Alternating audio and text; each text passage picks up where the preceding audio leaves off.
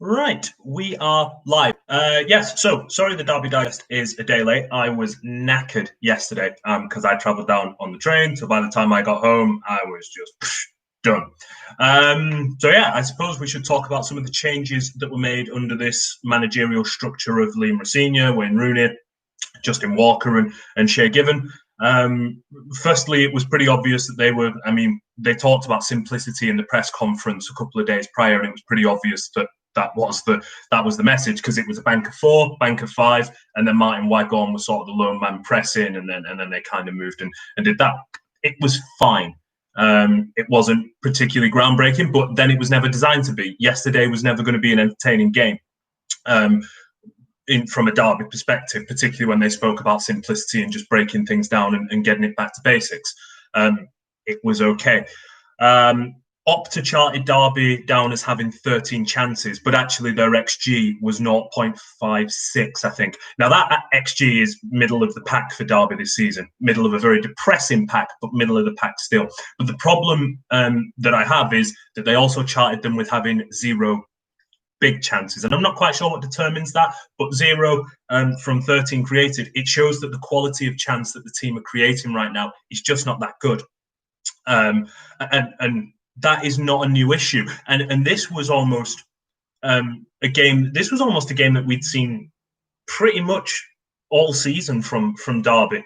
They dominated the ball. They dominated possession. 63% possession they had. They strung together more than 600 passes. But they couldn't capitalise on their dominance. They couldn't get the first goal, and it just felt inevitable. And the one moment of quality, and I don't think Bristol City were great, to be honest. The one moment of quality that they do create, they score from. Matt Clark, on the timeline, I said it was Lee Buchanan and Clark was in the area. That was because I'd missed that Matt Clark had gone out to press Jamie Patterson. Now it's a brilliant ball from Jamie Patterson, but Buchanan, I think, has to be a bit more switched on to where his man has gone down the line. And then Andre Wisdom has to come across. It leaves Nathan Byrne exposed in the middle. You can't mark two of them at once, and it's a simple goal. That moment of quality, even if it's just the one, it shows everything that Derby aren't really able to do. And then you see once Derby get once Derby fall behind, it gets a little bit, I wouldn't say desperate, but a bit desperate. Even though I don't want to say it, but yeah, it gets a little bit desperate. Everyone's been thrown forward. Me personally, I don't understand why, or I do understand it, but I don't agree with it. I understand why Wayne Rooney does drop deeper and deeper so he can get hold of the ball and dictate more. But for me, he needs to be pushed further forward rather than dropping deeper. Now, this isn't something new under this current coaching staff. This is something that Koku had done as well. Just to make sure Arsenal serve our weekend. Hey, if the Packers win, Peter, I'll be okay. They've got Indianapolis later today, so if they win, I'll be fine. Lack of pace or attempts to... Yeah, Daniel, I'd agree, and this is where Kamil Jozwiak was a big miss. The team consistently still lacks speed, I think. Dwayne Holmes, I thought, actually did okay. Now, I know people wanted Dwayne out on the right and Jason Knight in the middle. I understand... look, Jason has done his best work down the middle, but I think as an olive branch to extend to Dwayne, who has been frozen out by Philip, I think you say, look, I'm going to give you a chance in the middle. You're going to start, give you a chance in the middle. You immediately get him on side then. And I think that was an important thing for everyone to have, an important thing to Dwayne to have as well, not just as a player, but as a person. You know, right, okay, this guy trusts me. But the game was not won and lost by where Jason Knight and Dwayne Holmes played. And I thought Dwayne did fine. He was probably the nippiest of the lot, but they really did miss Jozwiak. Here's my issue with that, Peter, is this team is bottom of the division. It is going through an awful lot of turmoil at the minute, on and off the pitch. Do you really want to throw in 18, 19-year-old Jack Stretton into that situation and go, get us the goals to get us out? Not really. I don't think that's a wise decision at all. Jamal Hector Ingram, maybe a bit different because he's 23. I think he just turned 23. Maybe has a bit more experience. But I think it'd be a very unwise decision to throw Jack Stretton in that current environment, because it's not as simple as just going, right, you're a striker, plonk you in, let's get going. Because that team right now is low on confidence. Do you want to plonk someone into that environment? Not for me. You don't know how. Well, no, you don't. But that doesn't also mean that is also that doesn't mean that is also an easy alternative. And what if he's not ready? If he's not ready, then that, to me, it just isn't a thing that is worth toying with. Because there are no easy solutions. There are no easy solutions to this. Where was Colin Kazim Richards? I don't know, Miss Ducky Likes Ducks. That's a terrific name. He was not part of the 18-man squad, and I think Liam Senior justified it basically as, Jamal Hector Ingram had laid a marker down and deserved his place in the squad. Dare I be any closer to finding a new manager? I imagine they would be, but I don't think anything is imminent. And I don't think a manager will be announced until the takeover is announced. I imagine the takeover announcement will come first, then the managerial announcement. How far are we away from the takeover is a question I'm expecting. I don't know, is the honest answer. And personally, I think I understand you want updates every day on that. But if takeovers are played out in public, that's an enormous red flag that someone is just trying to leverage the football club for PR purposes. So the last update I got, everything was trucking along fine. We move forward and look, Stefan, it's weird to consider that the club as a whole is now in a state of transition when we thought the state of transition was gone sort of last season in Philip's first year.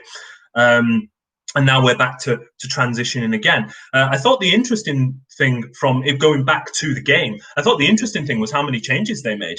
Andre Wisdom come back in, Curtis Davis got dropped again, bench dropped, however you want to put it. And I thought that was unfair. I thought, but tough decisions have to be made. I thought Curtis had played pretty well in all the games he'd come into play.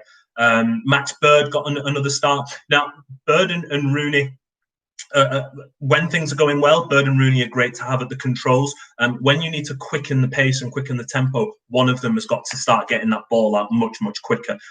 This isn't a Max Bird issue. This is also a Rooney issue at times. And I think part of that is confidence, in that they're not seeing the pass when it's there. They're not trusting their eyes. It's almost like, to borrow an American term, it's like when a quarterback doesn't trust what he sees on the field and doesn't make the throw on time. They're not trusting what they see. They're not trusting the run, and they're not making that on time. And they had chances yesterday where they had chances yesterday where they could have played between the lines quicker, but they held onto the ball second too long, and the chance has gone. And that's a team that's low on confidence. And doesn't trust maybe the systems that they've played in, and doesn't trust what it's seeing. It's going to take a while to build back up. They grew in confidence yesterday throughout the game, but as the goal wouldn't come, you could see that they're just huffing and puffing and just trying to get something. Could you see Big Steve Cooper coming? Would be fantastic appointment. I think yes, but I think from everything. I'll pick that up in a minute, Joe. I think from everything that I'm hearing is that Cooper, in terms of what he is as a coach, is brilliant, but there are issues if he is the guy to get you to the Premier League, and that is what Derby are planning to happen. And again, new owners, they're not buying the club to consolidate in 10th; they're buying the club to essentially try and go up. How close were we to getting a number 9 in the past window? Pretty close, W. Cooper. They wanted Durson, couldn't agree on a price for him. And that was the one. Charlie Austin, from what I was led to believe, had big reservations about coming to the club, mainly because at the time Hal Robson-Kanu had broken his arm and he wanted to stay at West Brom and try and establish himself as a Premier League striker. That's fine. If that's him, and that might be you're thinking, how many more chances are you going to get in the Premier League? You don't know. So if that was him, that's fine. Joe Smith, why is Stretton sat on the bench? I'll field this very, very quickly because I've answered it already. I would have massive reservations about putting a young lad in a team, low on confidence, bottom of the league, 3 points adrift, and saying, get us the goals to fire us out. That's just me. I'd have big reservations about that because you can't just keep throwing youngsters in there. Will we look to... That's a good question, actually, Josh. I don't know, because obviously, let's just say the takeover happens before January. You would hope it happens before January. There's going to be a change in direction. And there's going to be a change in finances. Now, how great that is, and let's get one thing straight. They will not just be able to throw money at the problem. FFP dictates that, and even if we get to a salary cap, the salary cap will dictate that. Because salary cap then encompasses your managerial wages as well. So if you want Rafa Benitez or you want Eddie Howe, that's fine, but just be aware they'll be on a massive money, which means you can't go out and then spend massive money on players because of the wages and the salary cap. They cannot play. They cannot play the press effectively with Davis in the team because we dropped too deep. The idea yesterday was to drop deep. It was to drop bank of 4, bank of 5, have Wycombe press, and then just have one after him go. So that kind of was the idea, because it was meant to be breaking it down to simple. We'd seen under Koku, they tried to use some sort of exotic pressing systems. They go for a full press at times, a half press, and feverishly almost try and win the ball back. And they could do it for spells, but they got gassed really quickly. And at that point, everything kind of broke down because they didn't have a second structure. Who would be your choice as a realistic manager? If you're appointing, from within, Rob, Liam. If you're appointing from within, Liam is a qualified coach and a viable candidate for the job. Justin Walker is also qualified, as is Darren Wassall, but they're not in for the job. So if you're appointing from within, it's Liam. I understand Wayne's experience. If you're appointing from outside, if you're going to shoot for the moon, why not go for Rafa? But finances have to be right there, and again, he has to want the job. Eddie Howe is another one. And I like Paul Cook. He did not get enough credit, in my opinion, for the job that he did at Wigan. And he was more than just a guy that organised teams and tried to nick a goal. Like, his front three movement was really fluid. Hi, Ryan. You fear we will go down? I think we are banging a relegation battle. Do I fear you'll go down? Ask me at the end of this run of games, Chris. So basically now they've got, I think they've got 10 games between now and New Year. At the end of those 10 games, we'll basically be halfway through the season. At that stage, you will know roughly what end of the table you're fighting at. I still think this Derby team are, and you're never too good to go down. Newcastle in the Premier League proved that when they dropped down. You are never too good to go down. I think that they have enough quality when it matters to get themselves out of the mess that they've created. I don't think they'll create any great shakes further up the table, but I think they're better than 20th at the end of 46 games. Because right now they're not. Right now they're dead last, and deservedly dead last. But at the end of 46 games, I think they will show that they are better than relegation. More I hear from player interviews, it seems no one happy with Koku. I don't know, Andrew. To be honest, pretty much everyone that I'd been in contact with, sources-wise, that were close with, Philip was a lovely, lovely man. Maybe didn't agree in terms of the football side of things, but I have never heard anyone say anything bad about him as a person. So it depends on what angle you're saying no one was happy with him. Maybe he's managed towards the end as well, when things go wrong. It is, you do question what is happening at management, because that is he's the one that's setting the direction that the club are going in. So I think it is easy to get maybe soured, maybe a bit disillusioned. I think on the footballing side, I think that's fine. And I think when you're getting soured and disillusioned and dropping down the table, belief in your methods start to drain quickly. And I don't think it's ever personal. It's like you in your work life. If you suddenly don't agree with what your boss is doing, and it shows in your sales numbers, or whatever it is, you're going to have questions about why you're doing the thing that you're doing. And I think that's only natural in many walks of life. Do you think Rooney has been undermining the progress of the young players in midfield? That's an interesting question, W. Cooper, because I think actually he has helped a lot of the young players. I think he's, Bird, Sibley, Knight. I think when you hear them speak to like Rams TV, or they do their post-match stuff, or they speak to the press, they've always spoke very highly of Rooney. I don't think he has blocked their path that much at all. Max Bird had a spell on the bench, and I thought he needed that spell on the bench. He looked a bit tired, not only physically but mentally. He just looked a little bit tired. And Knight has come in and he's doing his best work in the middle of the park. So no, not really, not particularly. I think Sibley and Rooney are playing two different roles as well. Rooney at the minute is either playing as like a 9, or he played a more withdrawn role. And I think the problem trying to fit Sibley, and then he will fit in a 4-2-3-1 again. But in the 3-4-3 that they played, Sibley, is a more advanced midfielder as a 10. Now he can play there in a 4-2-3-1. He himself is coming back from an ankle injury, and his form hasn't been great recently either. That's going to happen with young players. The more that opposition get sort of film on you and understand what your game is about, the more that they're going to work to shut you down. And he's got it. That's the next part of his development. He's learning, all right, how do I find space in between these lines now? How do I shake this marker off? And, how can I do these bits and those bits? So, yeah. But, give it time. Give it time. We forget that Sibley in March was only getting his first start, big hiatus, but really he's not had that long a run in the team. So he needs a bit of patience.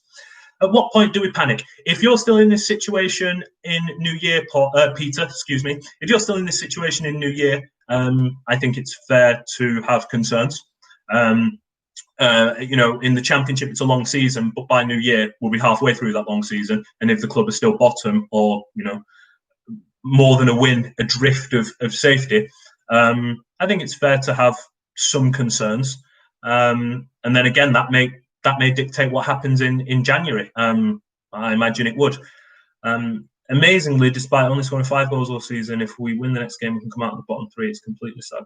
Yeah, of course it is, Rob. Of course it is. Now, do I think they'll win at Middlesbrough? No. I'm sorry to be pessimistic, but look, this team is historically bad through 12 games at scoring goals, and Middlesbrough is the best defensive team in the league. Middlesbrough don't score that many goals themselves. So if you are tuning in to Sky or to Rams TV to watch that, don't expect any swashbuckling football, would be my advice. I don't think they'll win at Middlesbrough. If they got a point, that's a step in the right direction. Coventry and Wickham are the big games. We thought they might be big games for the top 6. For Derby's top 6 chances, but it looks like they might be big games for striving out of the relegation zone. It's as I just said to Peter then, Rob, now is not the time to panic, but if you are in this situation come New Year, then it's fair to be like, squeaky bum time, as Sir Alex called it. Looking at the fixtures, we could only have 9 more points by Boxing Day. I actually don't think the fixtures are too bad. Brentford is going to be tough. Gary Rowett's Millwall is always tough. What are we looking at? Wickham, Coventry. We got Swansea in there as well. Preston at home on Boxing Day.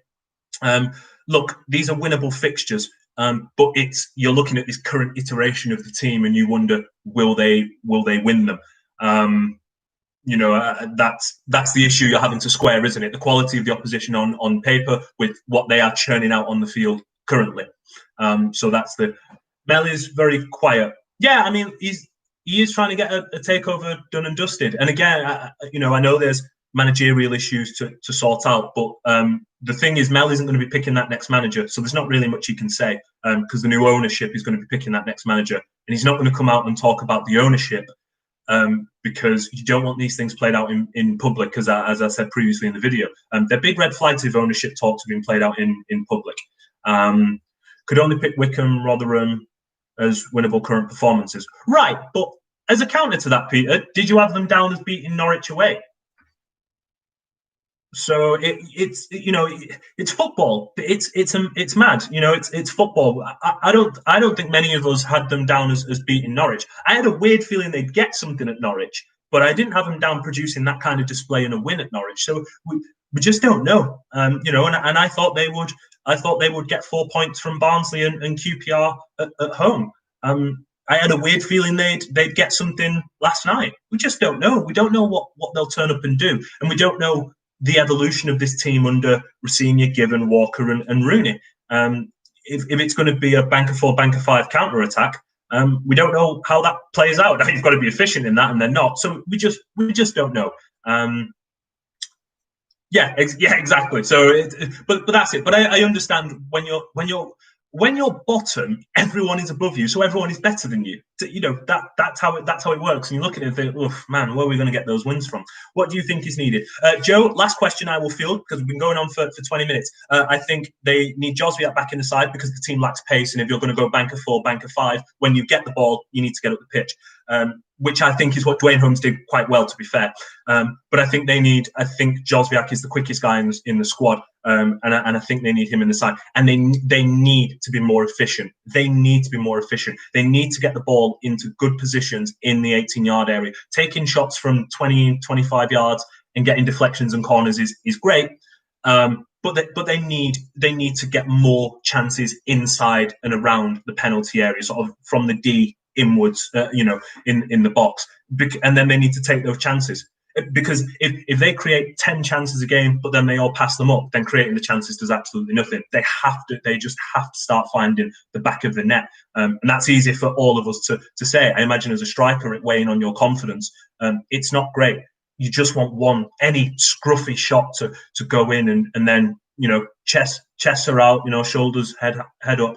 But yeah, they need more speed. And they need to be more clinical, because they're not conceding a lot of goals. They're conceding one pretty much every game, which all right isn't great, but it's not like it's not like it's a turnstile back there. At David Marshall and that they can keep it tight. And I think that some of those games where they have lost by one, or it has been 1-1, they might have kept clean sheets if they could have got the second goal or opened the score in those games and killed off the opposition. So it's a lot of variables, but essentially they need more speed. And they need to be more clinical in and around the box. Right, guys, I'm going to go. Everyone enjoy your Sunday. I hope everyone's getting their Christmas spirit up as well, because it's near the end of November. So get your Christmas tree up, get it up. Because if we didn't laugh, we would cry, right? It's miserable outside. All our world leaders are idiots. Our team is losing football games. Nothing is as it seems anymore. So enjoy your Sunday. Try and chill out. Tell your loved ones that you love one. And I will see you tomorrow. Take care, guys. Bye.